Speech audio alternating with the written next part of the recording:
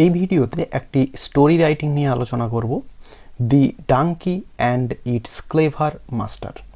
তো এই প্রথমে ডাঙ্কি যেটা রয়েছে এর জায়গায় অ্যাসও থাকতে পারে, তো মানেটা একই।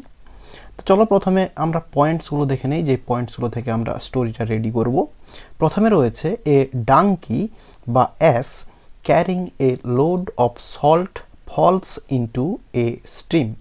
তো বলছে একটি ডাঙ্কি অর্থাৎ একটি গাধা, অ্যাস মানেও গাধা, ক্যারিং এ লোড একটি লোড বহন করছিল, অফ সল্ট লবণের, ফলস ইনটু এ স্ট্রিম নদীতে পড়ে যায়, সল্ট ডিসলভস অর্থাৎ লবণ দ্রবীভূত হয়ে যায় ওই নদীর জলে, donkey happy with the lighter load অর্থাৎ গাধাটি খুশি হয়েছিল উইথ দি লাইটার লোড অর্থাৎ এই যে লবণ দ্রবীভূত হয়ে যাওয়ার ফলে যে লোড কমে গিয়েছিল, ভারীটা কমে গিয়েছিল, সেটাতে সে খুশি হয়েছিল।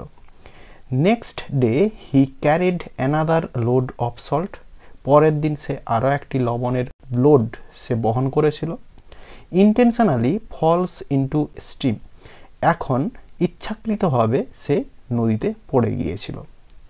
On the third day, the donkey given a load of cotton. বলছো on the third day, তৃতীয় দিনে, the donkey given a load of cotton, তাকে সুতা বা তুলার লোড দেওয়া হয়েছিল।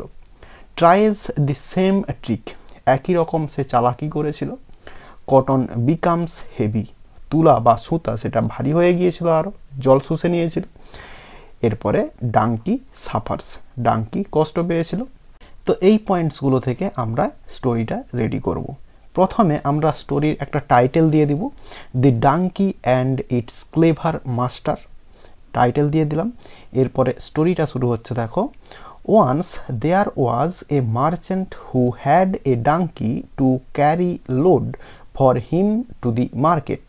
তো বলছে ওয়ান্স একবার বা এক সময়, দেয়ার ওয়াজ এ মার্চেন্ট সেখানে একটি ব্যবসায়ী ছিলেন, হু হ্যাড এ ডাঙ্কি যার একটি গাধা ছিল, টু ক্যারি লোড বহন করার জন্য, লোড বহন করার জন্য, ফর হিম তার জন্য, টু দি মার্কেট বাজারে, অর্থাৎ সেই ব্যবসায়ী বাজারে ব্যবসা করতে যেত, তখন ওই গাধাটি তার যে সমস্ত মালপত্র সেগুলো বয়ে নিয়ে যেত।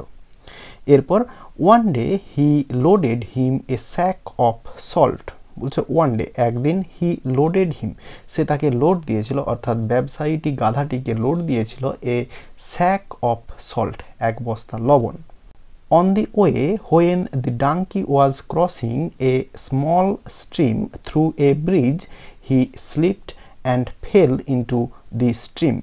তো বলছে অন দি ওয়ে পথে বা যাওয়ার পথে, when the donkey was crossing যখন গাধাটি ক্রস করছিল, পেরিয়ে যাচ্ছিল, এ স্মল স্ট্রিম একটি ছোট্ট নদী, থ্রু এ ব্রিজ একটি সেতু বা পুলের মধ্য দিয়ে বা পুলের উপর দিয়ে, হি স্লিপড সে স্লিপ করে গেল, and fell into the stream এবং নদীতে পড়ে গেল। A large amount of salt dissolved in the water of the stream. বলছে a large amount of salt অনেকটা পরিমাণে লবণ, ডিসলভড অর্থাৎ দ্রবীভূত হয়ে গিয়েছিল, ইন দি ওয়াটার জলে, অফ দি স্ট্রিম নদীটি। As the load became lighter the donkey carried the load happily. As the load became lighter যেহেতু লোড কমে গিয়েছিল, ভারীটা কমে গিয়েছিল, the donkey carried the load happily donkey খুশিতে ওই লোডটাকে বহন করেছিল। But the merchant faced a heavy loss, but কিন্তু দি মার্চেন্ট ব্যবসায়ীটি, ফেসড এ হেভি লস একটা প্রচুর পরিমাণে লসের মুখোমুখি হয়েছিল। এরপর প্যারা করে লিখব, the next day the merchant loaded him and another sack of salt to carry to the market. তো বলছে দি নেক্সট ডে পরের দিন, দি মার্চেন্ট ব্যবসায়ীটি, লোডেড হিম তাকে লোড দিয়েছিল, and another sack of salt অন্য একটি লবণের বস্তা, to carry to the market বাজারে নিয়ে যাওয়ার জন্য। On the way the donkey intentionally repeated the same trick. তো বলছে অন দি ওয়ে পথে অর্থাৎ যাওয়ার পথে, দি ডাঙ্কি গাধাটি, ইন্টেনশনালি ইচ্ছাকৃতভাবে, রিপিটেড পুনরাবৃত্তি ঘটিয়েছিল, দি সেম ট্রিক একই রকম চালাকি। But this time the clever merchant understood the matter and decided to teach the ডাঙ্কি a lesson.